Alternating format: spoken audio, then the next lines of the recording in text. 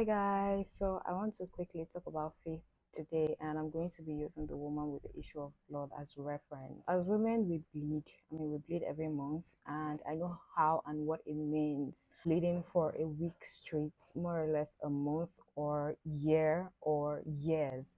So it must have been really, really tough for her bleeding for 12 years. So bleeding in those days was tagged as unclean. Women who were on their periods or women who were bleeding were not even allowed to go into the temple. She had spent all her money on doctors. She was basically not allowed to come close to people. People were not allowed to associate themselves with her. So she had heard about Jesus, and she hadn't seen or experienced miracles of Jesus. She had only heard about the miracles Jesus was performing. She believed that meeting Jesus was going to be her last resort. Imagine people not wanting to have anything to do with you because they think or believe that you are sick and possibly maybe you are possessed or you've sinned against God. God has decided to curse you with you bleeding for that long. Picture this. Imagine having an opportunity to meet the richest man on earth. You already believe that once you meet this person, all your problems are going to go away. That is how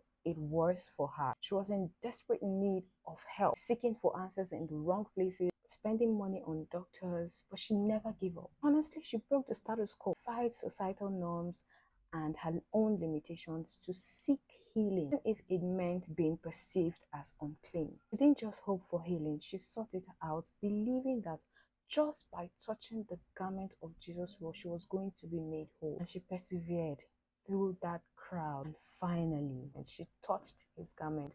And in that moment, Jesus paused and asked, "Who touched me?" Great power had left him. You are in the middle of a crowd. A lot of people are touching you.